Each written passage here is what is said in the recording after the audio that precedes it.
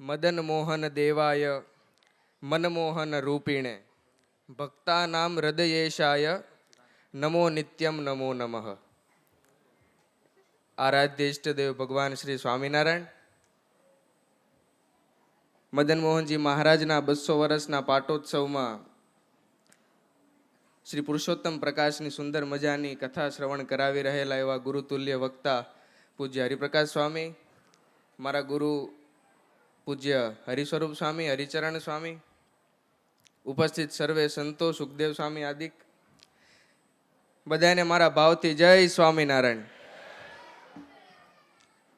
વાલા ભક્તો, મદન મોહનજી મહારાજના ધામને આજે 200 વર્ષના વાણા વાઈ ગયા. ભગવાનની આપણા બધા પર કેટલી મોટી કૃપા, કરુણા અને આશીર્વાદ કયો કે એને બથમાં લઈને પોતાના જ સ્વરૂપને આપણા બધાના કલ્યાણને માટે ભગવાને આપી દીધા. જે ભૂમિ ઉપરથી પસાર થતા લોકો 2 વાર વિચારે, એ ભૂમિને ભગવાને પસંદ કરી. ન માત્ર પસંદ કરી પણ મંદિર બનાવ્યું ને એનું જ સ્વરૂપ પધરાવ્યું ને નામ આપ્યું એને મદન મોહન. મદન મોહયતિ ઇતિ મદન મોહન. જે કામદેવને પણ મોહિત કરી દે છે એનું નામ મદન મોહન. વાલા ભક્તજનો, મદન મોહનજી મહારાજનો મહિમા તો ઘણા બધા સંતોએ કીધો અને કહે છે, પણ મારે કહેવો છે આવતીકાલે જે ભગવાનનો સવારે અભિષેક થવાનો છે એ અભિષેકના જળનો મહિમા મારે કહેવો છે. એ કેટલું પ્રસાદીભૂત પવિત્ર જળ છે. એનું મહત્વ શ્રીજી મહારાજે 18મા વચનામૃતમાં સ્વયં કીધું છે. શ્રીજી મહારાજ તો કહે છે, પણ એમ એક શ્લોક સુંદર મજાનો પણ છે. હરિચરણ સમુદ્ભૂતમ પાવનમ પરમમ જલમ.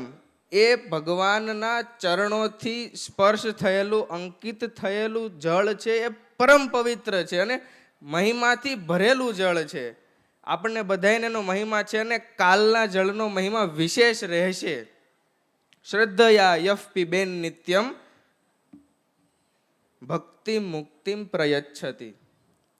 એ પવિત્ર જળ આપણા પાપોને તો નાશ કરી જ દે, પણ સાથે સાથે ભક્તિ અને જે આ કળિયુગમાં સૌથી વધારે જરૂરી છે મુક્તિ, કહેતા કે ભગવાનનું ધામ આપણને સ્વયં આપે છે, એવું આ પવિત્ર જળ છે અને એનો આપણને બધાને કાલે લાભ મળશે, એને પીવાનો લાભ મળશે.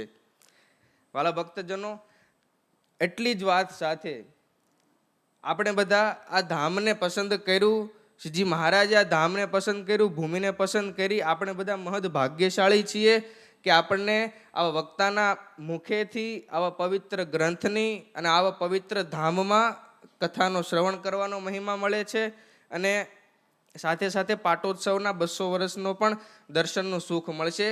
તો એટલી વાત સાથે મારા મદન મોહનજી મહારાજના ચરણોમાં બધાને મારા ભાવથી જય સ્વામિનારાયણ.